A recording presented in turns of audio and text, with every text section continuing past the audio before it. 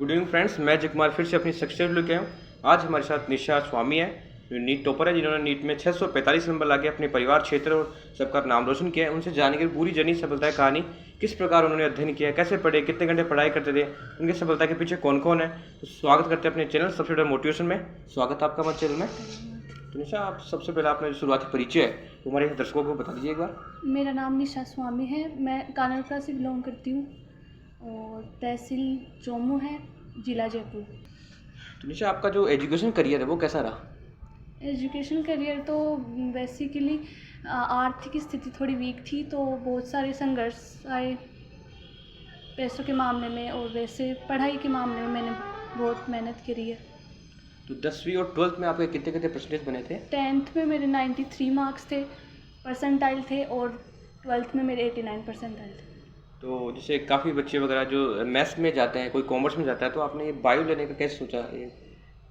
Bio मैं है ना, मतलब मैंने 10th में मेरे 93 परसेंटाइल थे, तो चोमू की कोचिंग में मुझे बुलाएगा। उन्होंने कहा कि सब्जेक्ट कौन सी लेनी है, तो मेरा तो ऐसे था कि मेरे मैथ्स में 100 मार्क्स थे, तो मेरा तो ऐसे था कि मैं मैथ्स लूँ। लेकिन फिर लड़की थी और मतलब बिलोंग करती हूँ मैं एक लोअर मिडिल क्लास फैमिली से, तो पापा के पास इतने पैसे नहीं थे कि वो मैथ्स अफोर्ड कर सके, क्योंकि मैथ्स में अगर आईआईटी करनी है तो अच्छी कोचिंग से करना चाहिए, तो जयपुर या फिर कहीं और जाना चाहिए था। लेकिन मेरे इतने मतलब अफोर्ड नहीं कर सकते थे, तो इसलिए उन्होंने कहा कि तू बायो ले और फिर यहीं से कोचिंग करे, तो मैंने चोमू से ही कोचिंग करी।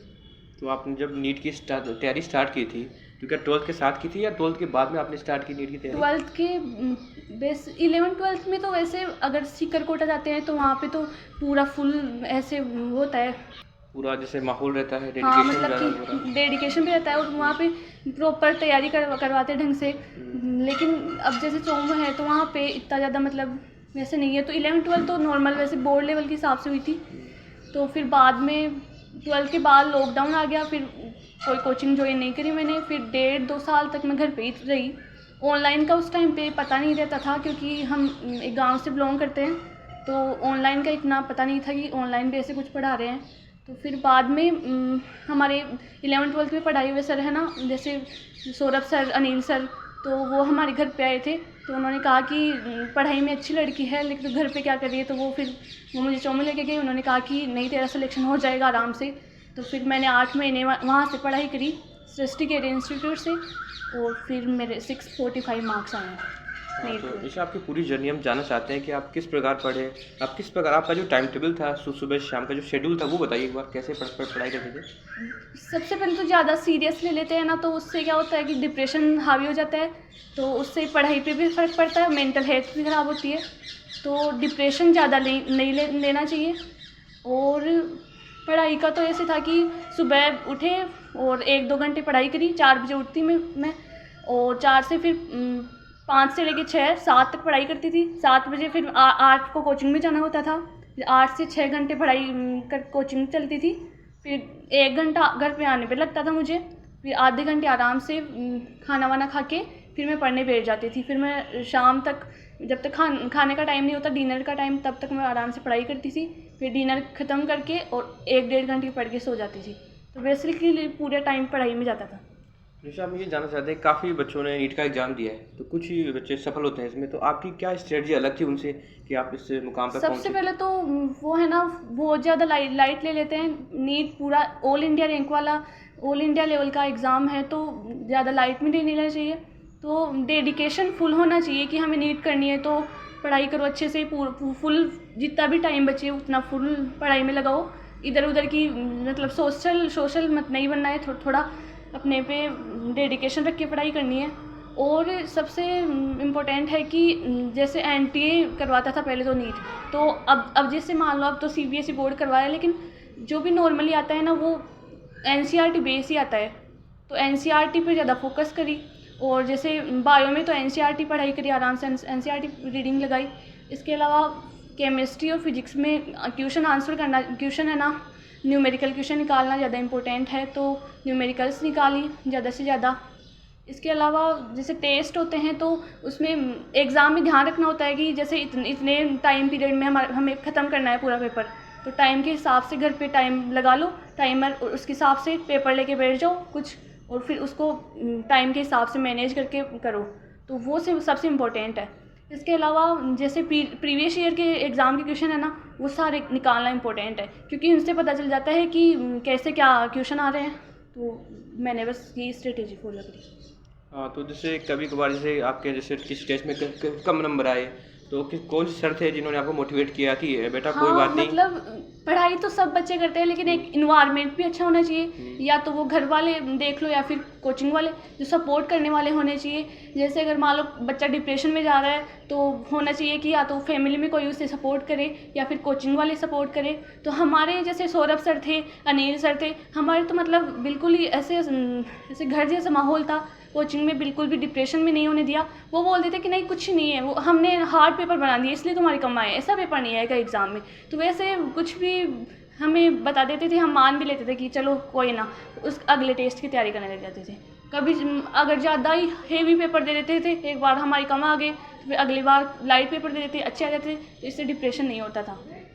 निशा, आप आगे ये बताइए, जैसे काफ़ी बच्चे इस कम्पिटिटिव एग्जाम की तैयारी भी कर रहे हैं, आप भी कर रहे हो, तो ऐसे डिप्रेशन के लिए, जैसे मेंटली एबिलिटी के लिए, जैसे आप कोई योगा वगैरह करते थे, कोई सुबह की मॉर्निंग एक्सरसाइज वगैरह, अपने आप को शांत रखने के लिए क्या करते थे? हाँ, मैं म्यूजिक सुनती थी, क्योंकि मेडिटेशन, म्यूजिक भी एक तरह का मेडिटेशन ही होता है।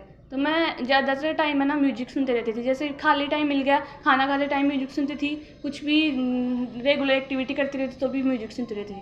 क्योंकि उससे क्या होता है कि मेंटल हेल्थ, मतलब हम अगर खाली छोड़ेंगे दिमाग को तो अनर्गल थॉट विचार आएंगे, कुछ भी नेगेटिविटी आएगी दिमाग में, तो खाली तो बिल्कुल छोड़ना ही नहीं है। या तो ज़्यादातर टाइम पढ़ाई करो, अगर थोड़ा सा डिप्रेशन हो रहा है तो घर वालों से या किसी भी पर्सन से जो आपको अच्छा मोटिवेट करे, उससे बात करें, या फिर म्यूजिक सुनिए। मेरे हिसाब से तो ये सही है। और आजकल एक सोशल मीडिया का काफ़ी विषय बना रहता है कि काफ़ी जो युवा है घंटों व्हाट्सएप, इंस्टाग्राम और भी जो अदर प्लेटफॉर्म पे अपना टाइम बर्बाद कर देते हैं, तो उनके लिए क्या करें? तो किस प्रकार सोशल से मीडिया का मैनेज तो करें? ऐसे है कि अगर आपने अच्छे से डेडिकेट करके आप पढ़ाई कर रहे हो, तो आप उसको पॉजिटिव वे में ले सकते हैं कि एक साल हमें अच्छे से पढ़ाई करनी है, उसके बाद हम कॉलेज में चले जाएंगे। तो कॉलेज में पढ़ना तो पड़ता है, लेकिन इतना प्रेशर नहीं होता, वो टाइम भी मिल जाता है। तो उसमें हम ऐसे सोच के पढ़े कि नहीं एक साल और है, पढ़ लेंगे, फिर सब मिल जाएगा, फिर सोशल मीडिया भी चला लेंगे, सब कुछ इंजॉय कर लेंगे लाइफ को। तो उस पॉजिटिव वे में लेना चाहिए, और जितना हो सके मोबाइल से, स्मार्टफोन, क्योंकि हर घर में स्मार्टफोन होता है, तो सब डिस्ट्रैक्शन है उनसे दूर रहिए। अगर आपको कोई अच्छा फ्रेंड सर्कल ऐसा है कि उसमें अलग ही पढ़ाई से अनर्गल विचार आ रहे हैं, अनर्गल काम करे जा रहे हैं, अनर्गल थॉट विचार, तो उनसे दूर रहिए, अपनी पढ़ाई पे फोकस करें। और जब आप तैयारी कर रहे थे, तो आपके जैसे आप अपने आप को सेल्फ मोटिवेशन के लिए ऐसा क्या था कि आपको जॉब करना है, आपको डॉक्टर बनना है, ये सब कहाँ से आया? ये सब कैसे हुआ? ये सब हमारे तो जैसे सर हम लोअर मिडिल क्लास फैमिली से बिलोंग करती हूँ, तो हमने तो बचपन से सब कुछ देखा है कि मम्मी यहाँ कितने परेशान होते हैं, मेरे पापा की चाय की दुकान है, तो वो इतने परेशान होते थे। तो ये डेडिकेशन मुझे मेरे पेरेंट्स से मिला। उन्होंने कहा कि नहीं बेटा, तुझे डॉक्टर बनना है। हमारे परिवार में मैं अकेली डॉक्टर हूँ, मेरे दादा परदादा, उनमें सब पूरी फैमिली में मैं अकेली डॉक्टर हूँ। तो उन मेरे पापा का था कि नहीं, मुझे है ना मेरे 3 बच्चों में से एक बच्चे को तो डॉक्टर बनाना ही है। तो वो था कि जैसे डॉक्टर है तो उसका जैसे फैमिली है, हमारी फैमिली है, समाज है, तो उसमें जैसे कोई डॉक्टर है तो उसका ज़्यादा सम्मान मिलता है, उनके पेरेंट्स को बहुत ज़्यादा सम्मान मिलता है। तो उस हिसाब से ही पापा है ना शुरू से ही था कि नहीं, क्योंकि मैं इंटेलिजेंट बच्ची थी, शुरू से ही टॉपर थी क्लास की, तो वो उनका था कि नहीं इसको डॉक्टर बनाना है। तो एक तो उनसे मोटिवेशन मिला। इसके अलावा मुझे था कि नहीं, मुझे ऐसी लाइफ नहीं चाहिए जैसे मम्मी यहाँ है, सुबह से शाम तक लगी रहती है, परेशान होती रहती है, अभी भी मुझे ऐसे लगता है। तो मुझे ऐसी लाइफ नहीं चाहिए थी। मुझे था कि नहीं, अगर जीना है तो अच्छे से और सम्मान के साथ जीना है, अच्छा करियर फॉलो करना है, अच्छा स्टेटस बनाना है अपना।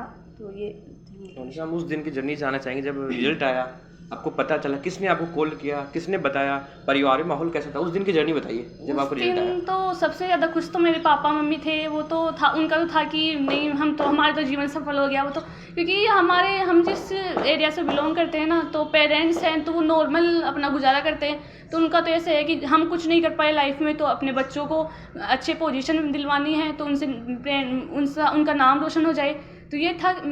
रिजल्ट आया उस दिन, मेरे तो टीचर्स भी उन्होंने भी बहुत सपोर्ट करा, और मेरे पापा बहुत खुश थे। सबसे पहले सर ने मैसेज किया कि नहीं आज रिजल्ट आ रहा है। उसके बाद मेरे पापा सुबह से लगे पड़े थे उस पर, वेबसाइट में खोल रहे थे कब आएगा। फिर शाम को 10 बजे तक हम सोए नहीं थे वो तो रिजल्ट से पहले तो जैसे मैं एग्ज़ाम देने गई थी, तो एग्ज़ाम दे के जब आई तब भी से लग गए थे, सर बोल रहे थे कि नहीं मिलाओ आंसर की मिलाओ।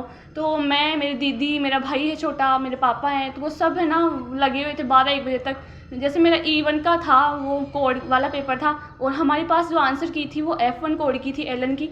तो फिर भी हम ना एक एक क्वेश्चन को मिला रहे थे कि ये इसमें कौन सा है, इसमें कौन सा है। तो पूरी रात वो 12-1 बज गए थे, और सौरभ सर तो कॉल करे जा रहे थे कि बेटा कितने मार्क्स जुड़ रहे हैं, कितने जुड़ रहे हैं। तो मेरे तो पापा को भी नींद नहीं आ रही थी, मुझे भी नींद नहीं आ रही थी, और हमारे टीचर्स हैं उनको भी नींद नहीं आ रही थी कि नहीं बताओ क्या हो रहा है, क्या नहीं होगा। तो फिर जोड़े थे उतने ही मार्क्स आए मेरे तो। और ऐसी कोई ड्रीम कॉलेज है जहाँ पे आप चाहते हो कि मेरा वहाँ पे सीट मिले वगैरह, ऐसे कोई सोच रहे थे? ड्रीम तो एम्स का था, लेकिन फिजिक्स में कुछ थोड़ा लास्ट में जाते जाते डिप्रेशन हो गया थोड़ा सा। तो वो क्या है, मेडिटेशन योगा अगर कोई करता है ना तो उसका फ़ायदा मिलता है। वो पेपर में हमें ना प्रेशर हैंडल करना आ जाता है माइंड में। लेकिन उस टाइम पे मुझे इतना ज़्यादा, क्योंकि ये एज ही ऐसी होती है, इसमें ज़्यादा सीरियस कुछ नहीं लेते। मैं बस ऐसे गाने सुनती थी, नॉर्मल मेडिटेशन था। तो एग्ज़ाम में प्रेशर हैंडल नहीं हो पाया लास्ट तक। तो फिजिक्स के 1-2 क्वेश्चन ऐसे मिस्टेक से गलत हो गए। फिर लगा कि एम्स तो नहीं मिलेगी। फिर बाद में पापा ने कहा कि राजस्थान में मिल जाए कोई भी अच्छी कॉलेज, जैसे उदयपुर, जोधपुर, बीकानेर वगैरह, SMS, इनमें से कोई अच्छी सी मिल जाएगी तो सही है। तो मेरा तो यही है। काफ़ी जो अभी प्रतिभागी अब वापस से 2024 नीट की तैयारी करने लग गए हैं, कोई फेल हो गए थे, कोई फ्रेशर था, तो उनके लिए क्या कहना चाहोगे? किस प्रकार वो अपनी तैयारी करें, कैसे अपने एग्जाम को पढ़ के, model papers, notes, self notes, उनके बारे में कुछ बताइए। नोट्स का तो ऐसे है कि फुल NCERT फॉलो करनी है। इसके अलावा जैसे बायो है तो बायो में 11-12 के NCERT को अच्छे से रीडिंग करो, अच्छे से समझो। पहले जैसे टीचर समझा रहे, टीचर के पास समझो, और फिर घर पे जाके रीडिंग लगाओ उसकी। फिर जो भी NCERT बेस्ड क्वेश्चन है ना उनको लेके बैठो, उनको सोल्व करो। जो नहीं आ रहे हैं उनसे सर से डाउट पूछ लो। इसके अलावा प्रीवियस ईयर में जो आए हुए क्वेश्चन है ना उनको सोल्व करो। इसके अलावा फिजिक्स और केमिस्ट्री में तो ऐसा है कि न्यूमेरिकल बेस्ड पेपर आता है ज़्यादातर। कभी कभी थोड़े बहुत थ्योरी बेस्ड क्वेश्चन आते हैं जो नॉर्मल आते हैं, जो सबसे हो जाते हैं। तो कॉन्सेप्ट क्लियर करो पूरा अपना। इसके अलावा जो भी प्रीवियस ईयर वाले क्वेश्चन है वो सोल्व करो, और NCERT पे फोकस करो। और फिजिक्स में तो ऐसे है कि जो अब 1-2 साल में आंसर क्वेश्चन आ रहे हैं ना, तो वो है ना नॉर्मल NCERT में से आते हैं। तो NCERT, फिजिक्स के NCERT प्रीफर करनी चाहिए। बताया कि सेल्फ नोट्स के अलावा NCERT है, मॉक टेस्ट पेपर हैं, इनसे आप यदि डेली करेंगे, लगातार रखेंगे, तो आराम से आप नीट आराम से क्रैक कर सकते हैं। नीट कोई इतनी भी हार्ड एग्ज़ाम नहीं है, इन्होंने आराम से क्रैक की है। और इनको फिर से बधाई दे देता हूँ मैं। इन्होंने नीट में सफलता पाके अपने परिवार और क्षेत्र का नाम रोशन किया है, और जल्द ही ये डॉक्टर के पद पर चयनित हो जाएगी। और इन्होंने अपना समय दिया, उसके लिए इनको बहुत बहुत धन्यवाद। मैं अपने चैनल सबसे बड़ा मोटिवेशन की तरफ से इनको एक छोटा सा उपहार, छोटी सी भेंट, और इनके उज्जवल भविष्य की हम कामना करते हैं। ये ऐसे ही ऊंचाइयों पर जाते रहे। और मैं फिर से कहूँगा, यदि अभी तक भी आपने मेरा चैनल सब्सक्राइब नहीं किया तो यूट्यूब पे जाइए, सबसे बड़ा मोटिवेशन सर्च कीजिए, लाइक कीजिए। इससे क्या होगा, जो मेरे आने वाले वीडियो जो सबसे पहले आप तक पहुँचेंगे। जय हिंद।